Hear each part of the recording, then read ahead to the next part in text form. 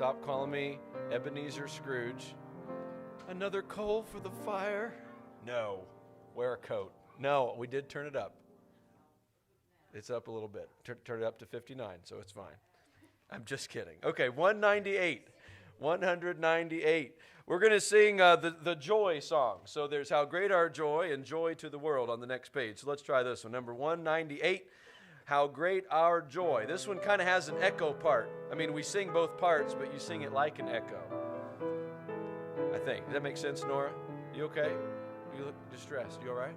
We're singing about joy, and your name is Nora Joy. Don't be mad at Mom. Sing. Here we go. While by the sheep we watched at night, glad tidings brought an angel bright. How great our joy, great our joy.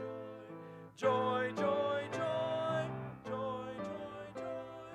Praise ye the Lord in heaven on high. Praise we the Lord in heaven on high.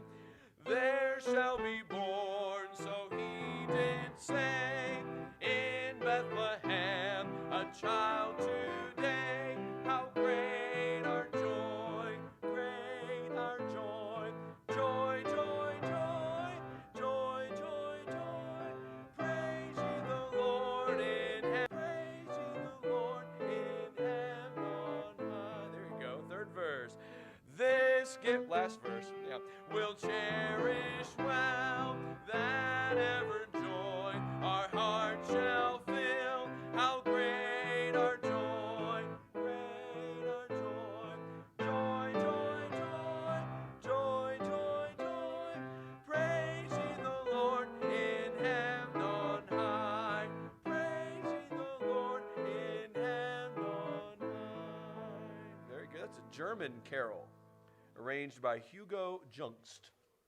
I don't know who he was. Let's turn the page. Joy to the world. Maybe a little bit more familiar. Joy to the world. The Lord is come. Now this one, we've sung this a few months ago because it's actually about the second coming of Jesus, about the Lord coming to where no more let sins and sorrows grow. Anyway, so it's exciting. So we can still have joy about Christmas. But let's sing it. 199. Joy to the world, the Lord is come. Let earth receive her King. Let every heart prepare him room, and heaven and nature sing, and heaven and nature sing, and nature sing. Joy to the earth, the Savior reigns. Let men their songs employ, while fields and floods, rocks, hills, and plains repeat the sounding joy. Repeat the sounding joy. Repeat, repeat the sounding joy. No more let sins and sorrows grow, nor thorns infest the ground. He comes to make his blessings flow, far as the curse is found, far as the curse is found, far as the curse is found.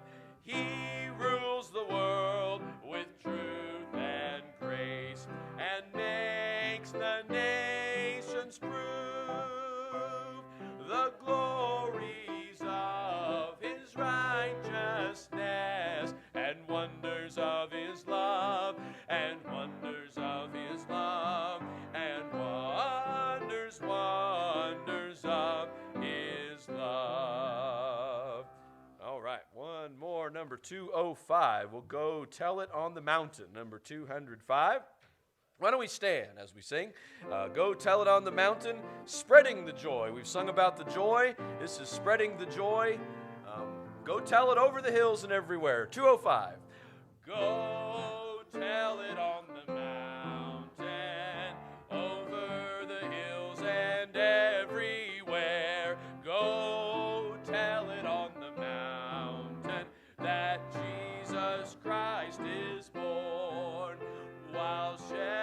shepherds kept their watching, o'er silent flocks by night.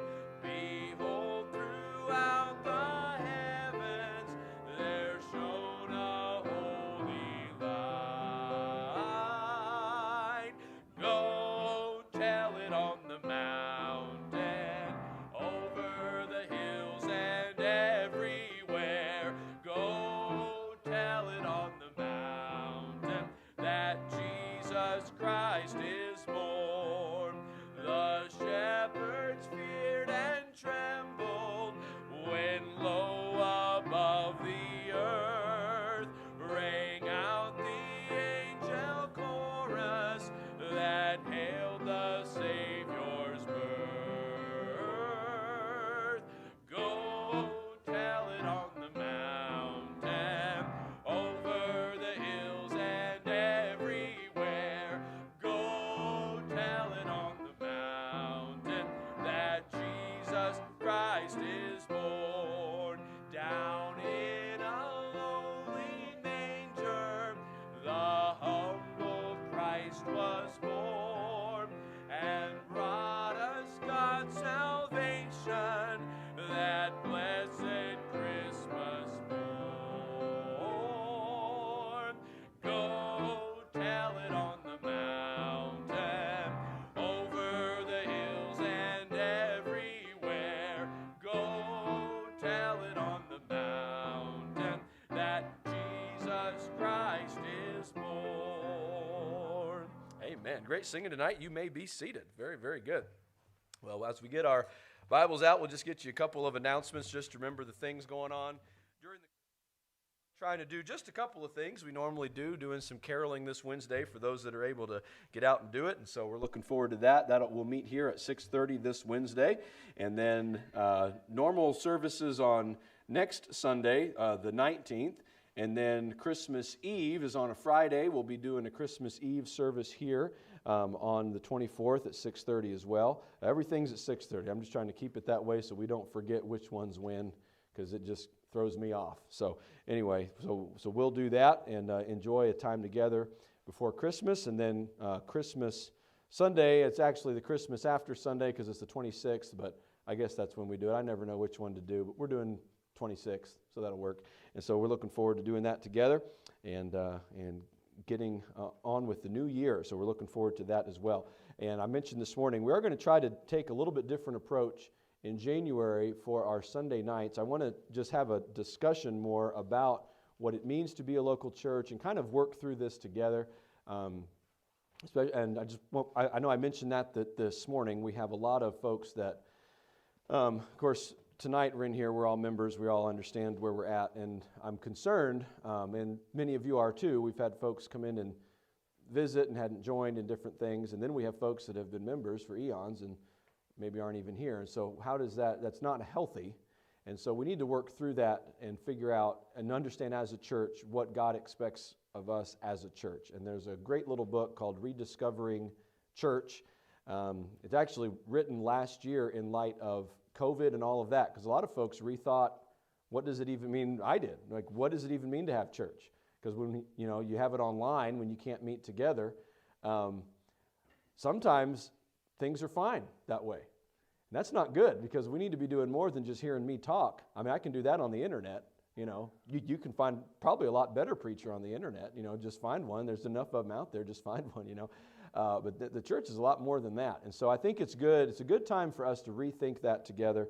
I'm hoping that might help us, especially those that maybe have been checking us out and aren't really sure even what it means to join a church or why you join a church, to kind of answer some questions there. So here in the next week or two, I'll have those books available. You can kind of get to reading on it. I want to do it as more of a discussion, not me telling you things, because I could tell you anything. I want us as a church to understand what we are, as a church. So I hope that'll make sense as we go. It'll be a little bit different, but I think it'll be helpful. My goal here is to help us be a healthy church.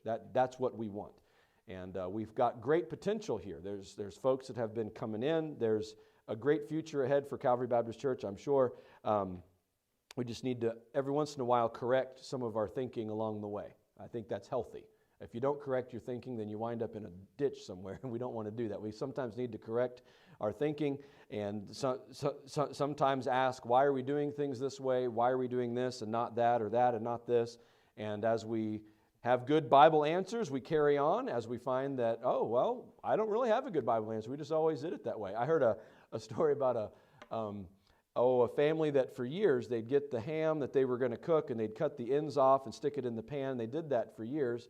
And someone asked the daughters, why are we doing this? And they said, I don't know. It's because Mom, that's the way that Mom did it. They asked Mom, well, why'd you do it? They said, well, Grandma always did it this way. They finally asked Grandma, she said, well, my pan was too short. I'd cut it off.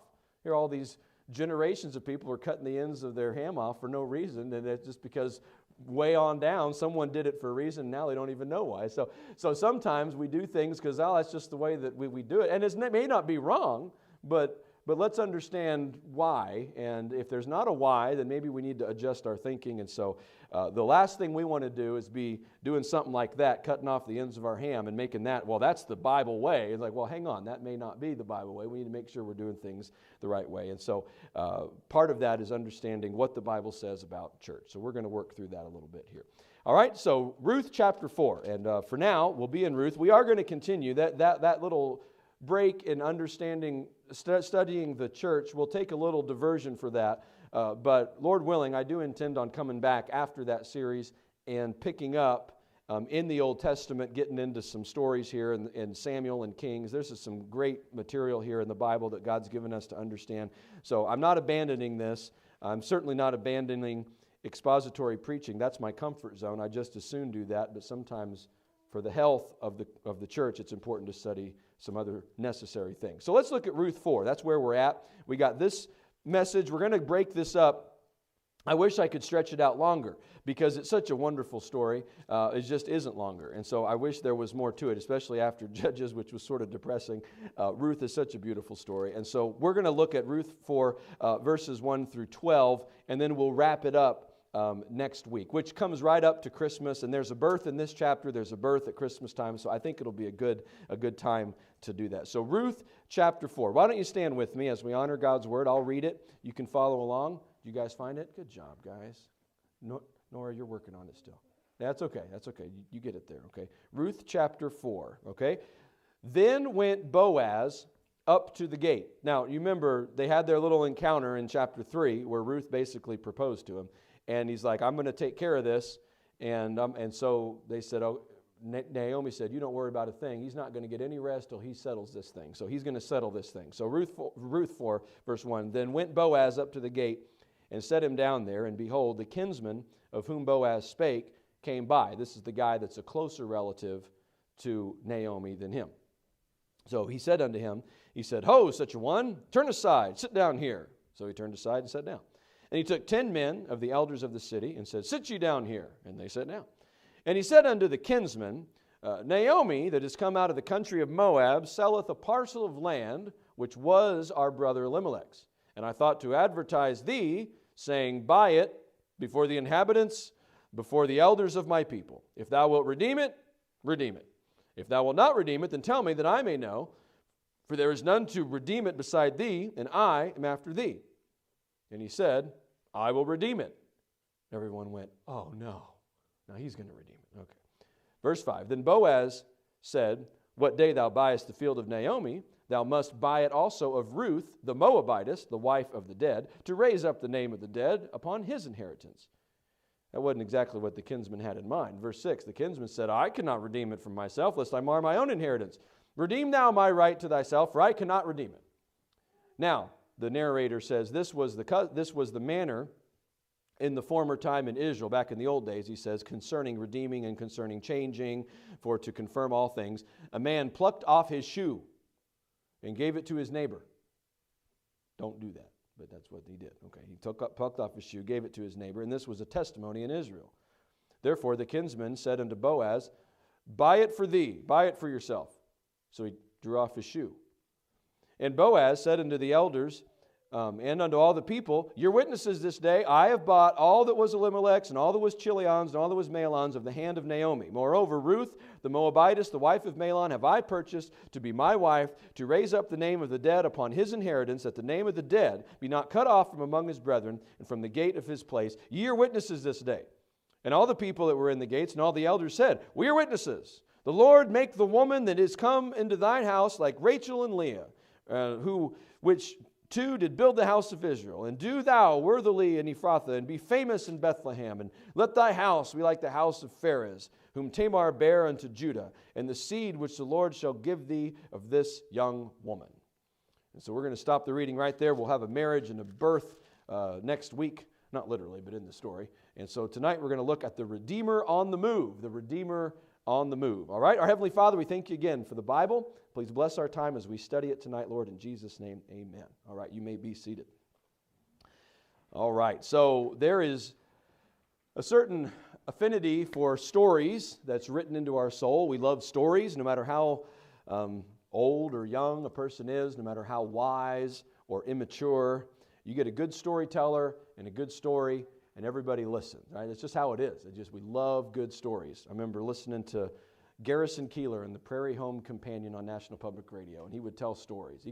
His stories were just dumb. I mean, they were just stories of Lake Wobegon, which would be like if you moved Wellington up to Minnesota. Y'all remember? Is this just a thing that we listen to? This would be a homeschooled thing. Anybody know Garrison Keillor, Prairie Home Companion? Wow, look at that. Well, y'all missed out because it's off the air now.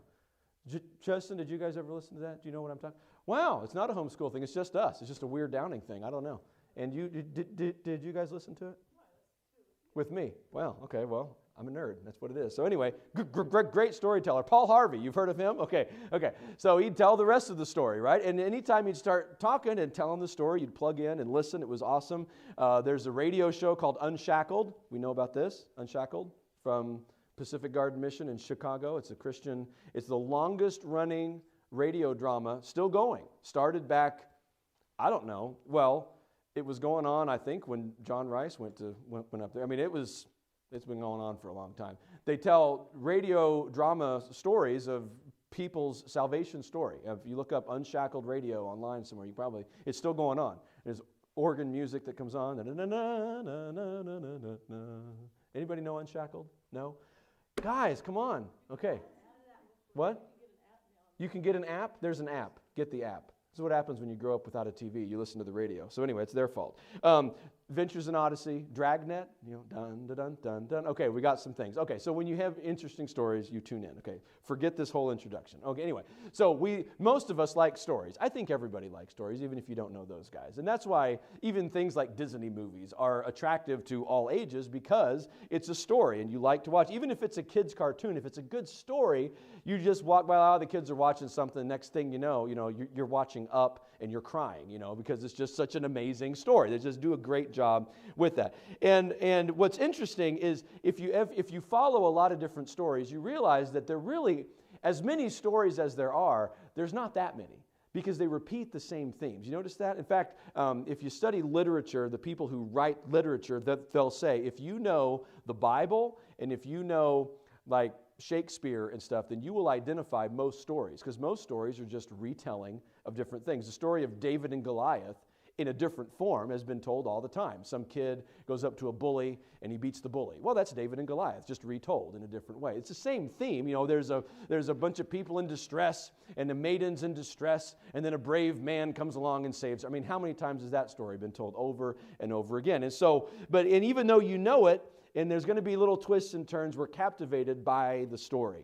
And the Redeemer of Ruth, the redemption story of Ruth, is definitely one of those stories that is in the Bible, in the Old Testament, but it foreshadows the Redeemer, which is the big story. The Bible has a bunch of little stories that tells one big story, which is all about mankind being lost from the Garden of Eden and creating a mess of things all the way through, holding on to a promise that someone can come in here and save us. And then we're at the time of year where we celebrate that God became flesh and the Redeemer came and He would come and rescue us and save us. So it is the story. And the story of Ruth is so amazing because it foreshadows that whole thing. You have a couple of women with nothing left, with absolutely at the bottom of nothing, and they have no hope. And then here's the Redeemer, and He comes in and begins working on their behalf. And it's not an easy rescue. There are some little hiccups along the way. So, Superman is coming to the scene. The Lone Ranger jumps on silver, whatever. The hero is on his way, and the Redeemer is on the move. So that's what's going to happen here. So chapter 4 is where Boaz is going to take care of this. We're going to be introduced to a lot of facts of the story that I don't know if Ruth and Naomi didn't know about, or if it just wasn't their role as women in their culture. But Boaz approaches this from a very interesting perspective and brings a lot of stuff into view. Okay, so we begin with an encounter with Mr. So-and-so. Okay, an encounter with Mr. So-and-so. So Boaz goes up to the gate. He gets into a public confrontation. He goes public. He goes to the gate. This would be the equivalent of going to Two Rivers or the coffee shop or Green Line early in the morning or whatever. This is where all the work, but combined, it's where all the brilliant minds get together in the morning, I don't know, and they take care of the city's problems, I guess, whatever. And so that's what's happening. Except actually that is what happened in an Israelite city, because they did not have a justice system, because they're supposed to, this is the time of the judges, there is no king in Israel. They're supposed to be following God's ways, and everyone, every dad is teaching his family the Bible, everybody is growing up understanding the law, and everybody knows the law of God. And so if there's an issue, they just work it out with each other. That's how it's supposed to be. We know how judges worked out, but still, that's why Boaz goes to the gate. He's not looking for gossip or like a bunch of guys hanging out at the gate gossiping. That may happen. That would never happen at Green Line or Two Rivers or the coffee shop, but that's what may have happened here. But they also, if you were going to conduct business, you needed to have witnesses, you needed to have the city leaders, and that's where they were. So he goes here, and he goes to the city gate, and as he does, it just so happens, which has been kind of a theme in the book of Ruth, just so happens that the kinsman that he's looking for comes by. So this is the guy who's a closer relative to Naomi than Boaz. And so he calls him out. Who is this guy? We don't know. Because of all the things in the book of Ruth, you get to verse 1, and this guy's name is never mentioned. Do you think Boaz knew his name? Well, obviously, he was a relative. I mean, there may be relatives you may not know, but in that city, they would know the guy's name. And he probably said the guy's name. But the writer or the editor of Ruth, which I tend to think is Solomon, because in Jewish writings, the book of Ruth is actually included with Solomon's books, and it would be his story, because if you know how this ends, you know that it's Solomon's family. Solomon certainly would have known all of these people, but he doesn't include his name. That's going to come up later. But what Boaz does say is this weird phrase in verse 4, ho, such a one. Ho, such a one. It's kind of an odd phrase. It's an odd phrase to translate. In fact, almost every translation translates it different. In the Hebrew language, he would have been saying something like this. Come over here, Poloni Almoni. Poloni Almoni. That's the phrase. Poloni Almoni in Hebrew. Say it. It's fun. Poloni Almoni. Isn't it cool? Poloni Almoni. It's just like, what's your name? Now, he knew his name, but they don't say it. So the New English translation just says John Doe, because that's how we would say just kind of blank name. Hey there, blank name. The NIV says, my friend. Hey, my friend. You know, like when you forget a person's name and you're like, hey, buddy. You know, he knows his name. But, you know, such a one, that's what he's saying. Hey, it's just there. The margin of the Christian Standard Bible says Mr. So-and-so. That's the one I went with, because it's just a kind of a filler-in name. We might say, hey, you, whatever. He knows the guy, but the guy's name is not recorded in the Bible. Nobody knows who this is, and it's done that way on purpose. So Mr. So-and-so turns aside, and then Boaz takes 10 elders, and he says, hey, I need 10 witnesses. Okay, that means he's going to do some business, okay, because he needs some witnesses for what's getting ready to go down. And so it's a public confrontation. This is an official business meeting, and Mr. So-and-so and Boaz and 10 witnesses are sitting there. And so Boaz lays out the situation, and he's very careful how he does it. Remember, Naomi and Ruth went to Boaz on behalf of Naomi, saying, spread your garment over us, rescue us. You're our Redeemer. We need to be rescued. And he says, I will do that. For the first time in the book of Ruth, we find out that Naomi has land. Didn't know anything about that. Naomi never said anything about land. Ruth never said anything about land. The narrator never said anything about land. But now he says in verse 3 to the kinsman, to Mr. So-and-so, he says, Naomi, who has just come back from Moab, needs to get rid of her land. And you're the next in line, and so you need to buy it. And so I'm sure the whole town knew about Naomi. She was known as Mara, the bitter widow, who sat there and just bemoaned her grieving. And it was normal for her to grieve, but it's kind of taken it to another level. It's taken it to another level of being bitter. And, you know, she probably needs to be taken care of. Someone probably needs to step in and take care of her, but she's not exactly been a likable person. And that's kind of how that's gone. And so someone needs to do that. And so Boaz brings up a no-brainer decision for Mr. So-and-so. This is a no-brainer decision. He says she has some land and it needs to be bought. And we need to do this he says, for our brother Elimelech. Now, I don't think that means literally that he and Mr. So-and-so were Elimelech's actual brother from the same mother, because then they'd both be brothers that would not have to even have this conversation. It would be obvious what they needed to do, but they're relatives. They're close relatives there.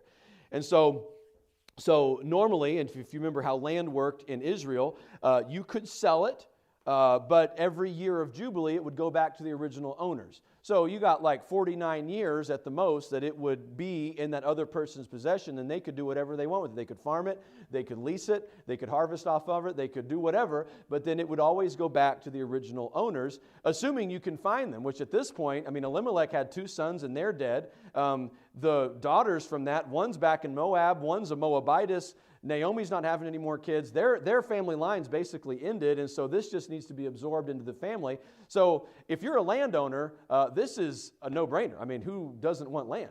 Yeah, absolutely. Let's get some land and let's take care of it. And probably as family members, it's probably closely connected to theirs. So a near relative can do that, and it's good for them. It's good for them. It helps Naomi. She can be taken care of. There would probably be an arrangement here where they would take care of her. As a widow, she's not going to require a lot of maintenance, I'm sure. And, you know, especially the way that Ruth is harvesting barley, they're probably not going to need to do anything to take care of her. So there's really very little to do, and it would mainly profit the buyer, okay? And so it's a very easy decision here. Now, it is important to know that this was not required for them to do this, but it was his first. He had the first option to buy it. All right, I'm just making sure I didn't miss anything here. So you notice he doesn't even say anything right here about Ruth. He just says land. That's all he says is the land. And so he's kind of taken this angle. I don't know that the people of Bethlehem during the time of Judges were really interested in taking care of the needy, because otherwise they would have already done it. But they are interested in something for themselves, which is probably why Boaz is taking this angle. He's not just saying, hey, you should do this. No, he is using the land to get him to make a decision and a move. And so he does. He says, I'm going to do it. He doesn't even need to pray about it. He goes, oh, yeah, I'll help out Naomi. Have her land. Sure, yeah, that's what he's going to do. And so he's going to help out by profiting off of her land. So that's when Boaz brings up an unthinkable complication. So in verse 5, he basically says, all right, you can have the land. So when's the wedding? And I was like, wedding?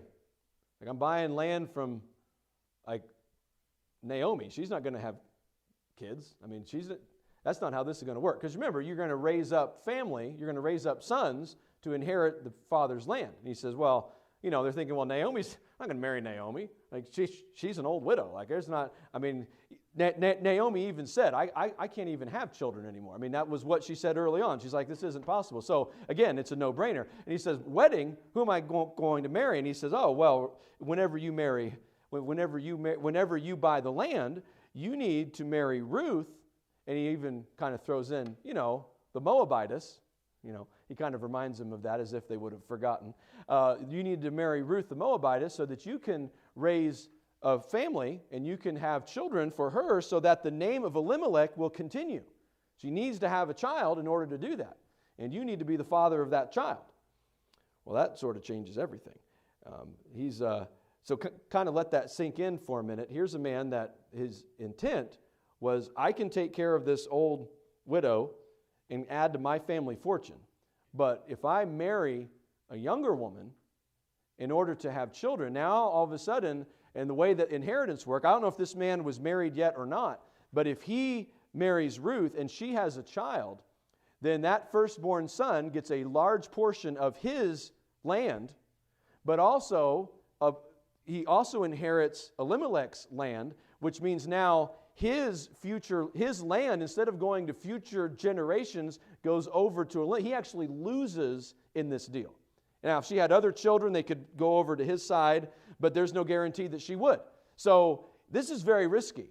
He could lose everything that he has. In fact, it could be, if she only has one child, it could be that all of his land goes to Elimelech. And he would no longer have any name or be known at all in Israel because it would mar his inheritance. He would basically be erased from history, and it would go over to Ruth the Moabitess, of all people, in order for Elimelech to go. So that's what he's looking at here. He's like, I can't do that. And, I'll be a help, but I'm not going to sacrifice everything for this. And so he says, there's no way that's going to happen. I'm not going to do that. And so it's interesting, what I found interesting here, and I'm not going to turn there and get any more into it, but in Deuteronomy chapter 25, verses 5 through 10, that's where this instruction is given, if you want to study it out, where the Levirate arrangement is laid out. Deuteronomy 25, 5 through 10, it talks about this, and about how it's required for a brother to do this. But as far as a distant family member, neither of these men are required to do this. So Boaz is really... that's why he's called for 10 witnesses, because he wants to kind of push this man to a fork in the road to say, are you going to do it or not? And so now that there's witnesses there, the man can't be like, just act like, just ignore it, because there's kind of a spirit of the law here that we're going to take care of our widows, right? And, if it was just talking on the street, you might have said, well, whatever. Well, Boaz can't make a move until that guy formally rejects it. How's he going to formally reject it? Well, now he does it right here. He says, because Boaz says, if you don't do it, I will. He goes, oh, you will? Okay. So he says, I'm going to forfeit my right. And he says, well, let's make it official. And he gives him his shoe. It sounds weird, but that's what it was. Now, if that sounds kind of odd, it was worse in Deuteronomy, because in the book of Deuteronomy, the way it originally was given is that the widow would do this, and the widow would go to the man and say, you need to marry me instead of my late husband. And if he didn't, then he would give her his shoe, and then what would she do? Does anyone remember? Remember? Well, she'd spit in his face is what she would do. It's kind of worse, yeah. They'd spit in his face, and the man would be known as the man with one shoe because he wouldn't take care of his family. It was pretty intense. It was a way. Actually, it's actually more honoring to the woman the way God originally gave it. So if you ever hear people say the Bible's misogynistic and against women, it actually prescribed that Naomi would stand up here and give him the what for, is what it's prescribed for here. But evidently at this point, it had kind of merged into this. The spirit of the law is still there. And the way that it's written, by the time Solomon wrote this in verse 7, it says, now it used to be this way. By the time Solomon came along, they didn't even do this. So this kind of arrangement was even a little bit unusual when Ruth was written. But anyway, the guy's faced with the facts, I'm going to have to marry this Moabite woman. There's no way he's going to do that. He's like, I'm not marrying a Moabite woman. One man said he backed away from that deal faster than a man faced with a coiled rattlesnake, is what he did. He's like, I am not getting into a Moabite woman. We're not doing that. And so they stopped. And what's interesting, it's very ironic that this man who is very interested in making a name for himself, he forfeits that opportunity completely. And now, centuries later, in a book that's filled with names and histories and all kinds of stuff, we only know Mr. So-and-so. We don't even know his name. He wanted to save his name, and he wouldn't want to give up his name to marry Ruth. And as a result, we don't even know his name. And think about what could have happened, because we know what happened to that family later. But too bad for Mr. So-and-so. Now, let's look at Boaz, the substitute redeemer. He knew this would happen. He knew no one is going to marry a Moabitess. So he just, says, okay, I'll take care of it. And so he does. And all of a sudden, things shift. He doesn't really even mention, let's just read it here. So in verse 9, so Boaz says to the elders, "You're witnesses this day." And he goes through the lawful process. Boaz takes the shoe, and the man limps off the pages of Scripture. And Boaz takes these witnesses. He has a witnessed agreement. And he says, "You all are witnesses today. I'm going to purchase all that was Elimelech's." He doesn't even really mention the land anymore, because what his commitment is to here is not just to make money for himself, but for future generations. Notice what he emphasizes. He says, we want to raise up. He says of Ruth the Moabitess in verse 10, he says, "I've purchased to be my wife to raise up the name of the dead upon his inheritance." And then he says it again, "that the name of the dead be not cut off of his brethren, and from the gates of his place." He's saying, I want the home, his purpose is so that the home of Elimelech will continue. He is doing this, he is doing this to honor Elimelech, that his family line would continue. He is redeeming this family so that they will continue on into the future. Now, remember, every risk and every negative that Mr. So-and-so had, Boaz has too. Boaz is forfeiting his fortune and his line as well. We don't know that Boaz had any other relatives. He was risking it all here as well. There was no difference here. And so, yet he is doing this willingly and says, I'm going to be willing to do that. And so as he does, and he says, he opens and closes verse 9, and then the end of verse 10, he says, "You're witnesses to this." He's not doing this in a sneaky way. He's saying, "You're witnesses, you're testifying to this." And then the people respond. Now, I think the people are starting to realize what an amazing thing that this is, and what a good man Boaz is, because the people say, "Yes, we're witnesses." They affirm that. And then they have this carol of joy. That's what we're calling it, a marvelous carol of joy. I'm just going to go ahead and stick these up here so you can see them. So that they first celebrate this redeemed nobody. I find it interesting. They can't even bring themselves to say Ruth the Moabitess and kind of process that this Moabite is going to become a Jewish woman. So they say, the Lord make the woman that is come into thine house. They don't say Ruth. It's like they can't bring themselves to say it.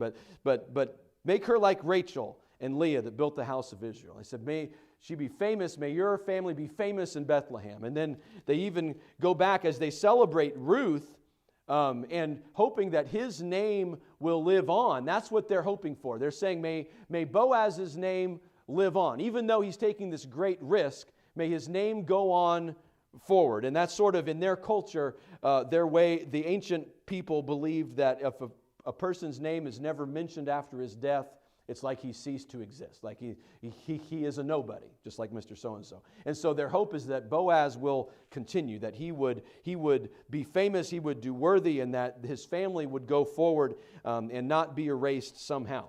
And of course, you know how that ends up anyway, so it's a neat thing that they say there. They also remember redeemed somebodies. Ruth is not the first one who's ever been in this situation. He mentions in verse 12, we're reminded again of Pharez, who was born by Tamar. We kind of told her story a little bit last week. It was a very similar situation. Tamar was given to Judah's oldest son, who died, had no children. His second son died, had no children. And then it looked like it was just going to end. And yet she ends up having a child with Judah, of all people. But Pharez was the son of Tamar, and that is the tribe, and that is the family that the Bethlehemites all are connected to. And so they're remembering that this had happened in our history before, and God used it in a strong way. And so they are rejoicing and praying and saying, you know what? This has happened. Redemption of a widow is why we're here. We wouldn't be here. The Bethlehemites would not be there if they had not if there had not been the redemption of a widow in the past. They're certainly not as illicit as Tamar's, we understand that. But the writer had this in mind as he's chronicling this story. Chronicling? Sure. As he's writing out this story. So the people pray to God. and ask God to bless this union for His glory. And little do they know how this story will unfold, because God will make this family a strong family that will be famous in Israel, because we know where the story comes from and how that ends. You can just, if you can't remember that, just read the last verse there of the book of Ruth, and you'll remember, oh, that's what happens in here. So we'll talk about that next week. I just want to zoom in, though, on this week as we kind of wrap this up and make application of what Boaz did. I put it this way: the Redeemer sacrifices his personal future for a greater covenant.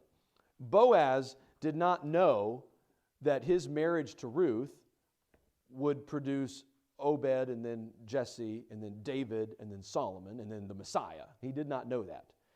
For all he knew, Ruth would have one bratty child and take his inheritance and Elimelech's, and Boaz's name would be no more. And that would be the end. But it didn't matter to him. He was doing what was right. He was showing mercy and grace and redeeming this woman and taking interest in helping one person and helping one family, because it was the right thing to do. It was part of a greater covenant. The way that he saw this is that God knew that Elimelech would have a portion, and God knew that his widow and his daughters-in-law would be stranded, and God had a way for them to be redeemed, and he was the one to do that. And so he sacrificed his own personal future for a greater covenant, for God's glory, and trusted God with the rest of that. It's such an amazing story. This is so much more than Boaz saw Ruth and she was beautiful, they fell in love, and he married her. I mean, that may be part of it, but it's so much better than that. It's so much richer than that. It's such an amazing story. So let's make a couple of applications here, and we'll wrap this up. So, who said this? Ian Duguid said God's new math, and it made me, I couldn't get it out of my head. So use God's new math, okay? Mr. So-and-so was using logic. He was using logic. He said, the chances are that when I marry a foreign woman so that she can have my inheritance, that I'm not going to come out ahead on this. I'm probably going to lose everything. I'm going to be, first of all, known as the husband of a Moabitess. They're going to all call me Mr. Moabite, and I can't handle that. I'm going to lose all my property to Elimelech's family, and Elimelech's not even alive, and everything I'm living for is going to be nothing, and it's all going to go over there. And mathematically, this doesn't add up. It's not worth it to me. I can't mar my inheritance, is what he said. But everything he feared was also possible for Boaz. Boaz could have added that up and said exactly the same thing. Boaz isn't going to get ahead in this. He's going to sacrifice everything as well. But Boaz was a man of the covenant, and he understood the legal issues, and he also understood the moral meaning behind it. And Boaz was willing to risk his future in order to see God's story unfold. And I guess what I would look at in this is oftentimes God may call us to minister in a way or to reach out to a person. And when we look at that, we might think, that's going to make me look bad, or whatever. Whatever it may be. I mean, it may be, if I'm seen with this person, if I give this person a ride, I'm seen with this person, what are people going to think? Or if I help out a person in this way, then it's going to take away from what I'm trying to do in my life. And sometimes, I know that sounds just super selfish, but that's often what the objections that come into our minds is we're evaluating it out, and we're saying, this doesn't add up. If I were to be involved more here, if I were to do what God is asking me to do, then I can't afford that with my social life or with my own comforts or whatever it might be. But isn't it interesting when we look at this from a New Testament perspective? This guy got into the family tree of Jesus. That's what Boaz got into. And he wouldn't have had anything like that. If Boaz didn't redeem Ruth, it would have ended up like Mr. So-and-so. We wouldn't even know who he was. Do you know anybody else in Bethlehem at that time? I don't know. There were other people. There were 10 guys there that were witnesses. But we don't know their names because they just lived and died and did their thing, right? Book of Judges, chances are they screwed up and did something awful at some point, because that's how things were going at that time. Boaz had a unique opportunity to come in and to follow his role which was sacrifice. I doubt that I doubt that Boaz was giddy to sacrifice his fortune. He was a wealthy man. We saw that. I mean, he was a good man, and he could have done a lot with his life. I'm sure there were people in Bethlehem that said, he's marrying Ruth? And like, yeah, I mean, it's the right thing to do. It's like, oh, right, it is. But, man, I thought better of him. I didn't think he'd do that. He didn't have to marry her. I mean, no, people don't do that anymore. I'm sure there'd be another person down the line. Mr. So-and-so didn't, He's famous.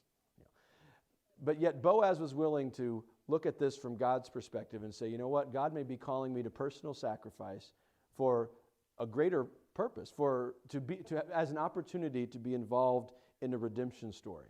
You never know how what God is calling you into, or the person you're ministering to, or, I mean, my goodness, the Sunday school class that you're teaching, or whatever it may be, as much of a sacrifice as it may be, or frustrating or time-consuming or whatever, you never know what God may be doing through that in the big picture, in the big story.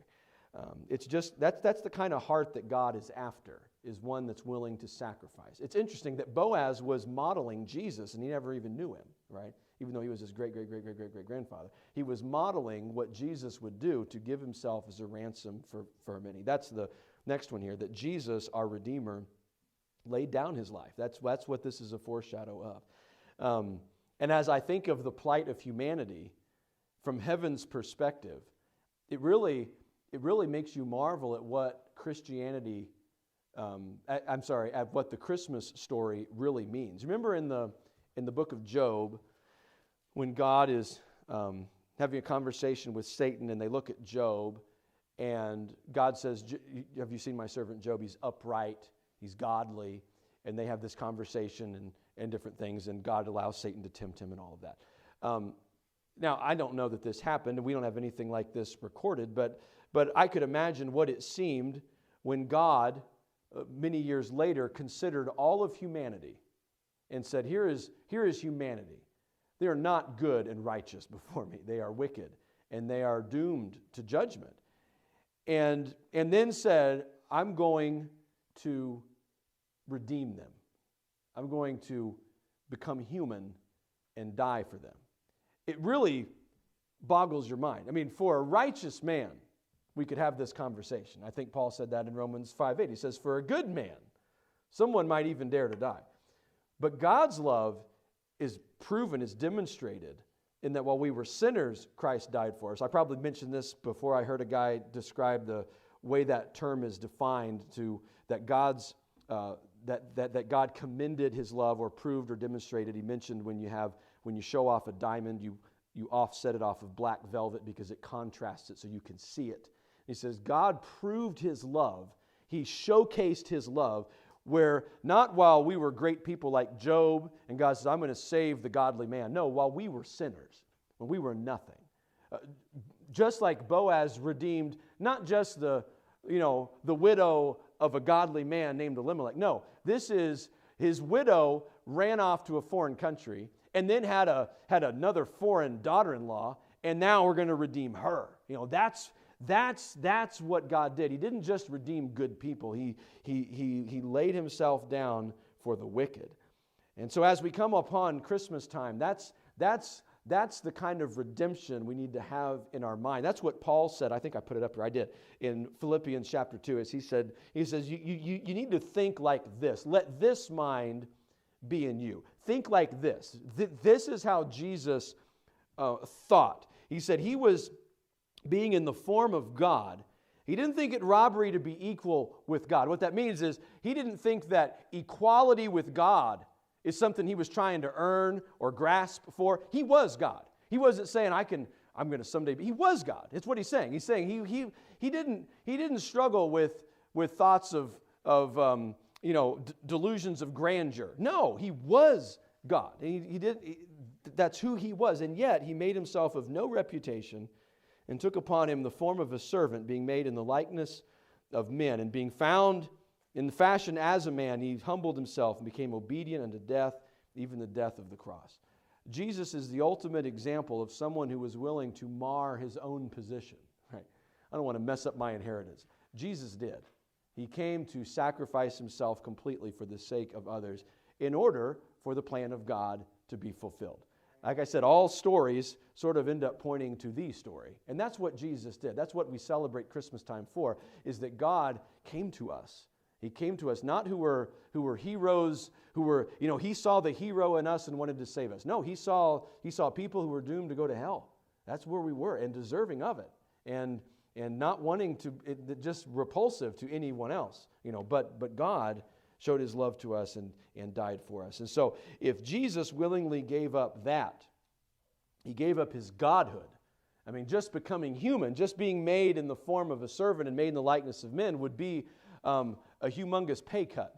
But then he died. And then the way that he says it, even the death of the cross. I mean, it wasn't like, he grew old and died quietly in his sleep. No, the crucifixion. I mean, he was tortured to death. And so what he did was an amazing thing.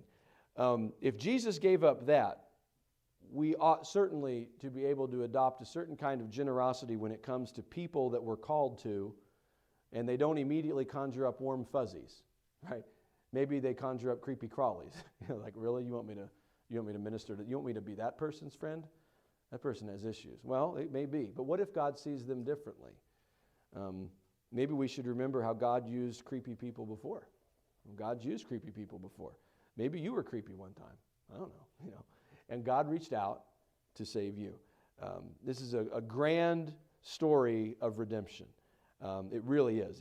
And I love the way that the people respond. The people, even the audience of witnesses that are singing this, or declaring this hope that his family is famous and does well, they don't even have a clue, but they're celebrating. They're celebrating in that about the family that is to come. God is involved in a grand story of redemption, and there is still a Redeemer. That's kind of what the theme of Ruth has been, is there is a Redeemer. And during this time of year, we get to celebrate that. We get to sing about it. Christmas carols are celebrating the truth that God has come to man. Listen as we sing the different Christmas carols, especially as you get past those one or two verses that you know, and you get into those verses or those older songs that we sang one last week written by Charles Wesley that I hadn't heard in forever. What was it? Oh, come. Not Oh, come, Emmanuel. Oh, come on. Oh, come on. Come thou long expected Jesus. Yeah, that one. And just the wonder of the Christmas time is that God came here to redeem us. Now, the Christmas story isn't the end, obviously. It's just that he came. Like that he would even be here. Easter is the true miracle, that he would go all the way to that point, to the death of the cross. But just celebrating that the Redeemer has arrived, it's almost like the Redeemer is on the move. And just as Ruth and Naomi asked Boaz to rescue them or to redeem them, not even thinking about land or any of the complications that would happen, but Boaz took care of that. And when you cry out to God to save you, you cry out to Jesus for salvation, you may not even understand all that was involved for that to happen. And we still can't, knowing who God is and what he did, to process all of that. But aren't you thankful that we didn't have to lay it out for him? He did it. He knew what would be needed. In fact, it was his plan all along. And he understood that, and he did it, and he accomplished it, and he purchased us. Wow, what a thing to celebrate, that there is a Redeemer and that he sacrificed himself for us. So during the Christmas time, I am all for celebrating and having a festive spirit during this time, because it is an amazing thing that God would become flesh and would come here to redeem us. And we get to celebrate that. So I would never have thought of Ruth as being a Christmas book, but it does have the amazing element of a rescue story that we can certainly celebrate in that. Any other comments or questions as we close tonight? Anything come to mind as we talk through that? You guys are always so patient with me just blabbing, but that bring up anything that you'd have, that you would think of there. You'd ought to be thankful that Sam's back home, and thank everybody. Did he make it back home? Good. And he's got a long way to go, but He's doing better though? getting better. Good. He's got to go back a couple of months and go to working with his heart after that. Okay. The doctor up there said they thought he had that heart attack after he got up there. Oh, okay. It was just so bad. Yeah, I thought he had it on Thursday when I thought he had it, because that's when he just changed sure. all at once. But it just needs a lot more prayers and everything. But I thank everybody for the prayer. That's all that kept him alive. Good. Doctor said, you know, you're not supposed to be alive. Said, God wasn't ready for me yet. Yeah. That's what he told the doctor. Well, let's keep Sam in prayer as he recovers. And he had a really close call with not just COVID, but then heart attack and everything else with that. He shouldn't have made it. Yeah. Well, let's keep him in prayer too. He's making good progress. But I'm glad he's back. I was hoping I hadn't heard that. So Walking around on his own. good. Don't want him getting out too much. He gives out real quick. Yeah. But that COVID keeps you down too. Sure. You know, after Absolutely. it. Absolutely. That's what he went through. Yeah. It's gonna be slow, but he's getting there. He's feeling better. Good. Good. He's looking better too. Good. Good. Awesome. Awesome. Well, it's good to hear for sure. We've been hoping he'd come out well with that. So wonderful. All right. Any other comments, praises? Anything before we dismiss? I don't know what it's like to get out early, so I guess we'll have to get out early. It'll be okay. I guess we'll figure it out. Wednesday night, we'll meet here 6:30, do some caroling, and then back into the regular thing, and cookies. Yes, I'm thinking of others, but yes, we have cookies as well. Jack is excited. He will stay here and guard the cookies while we go carol. No, he will not. That would not be a thing. So anyway, good deal. Well, why don't we be dismissed in a word of prayer? And Jordan, would you mind dismissing us in a word of prayer, please? Father, we thank you so much for this day, for the opportunity to be in your house. And Lord, we do thank you for the wonderful story of Ruth and Boaz, and Lord, the picture of the redemption that, Lord, you provided for us through your Son, Jesus Christ.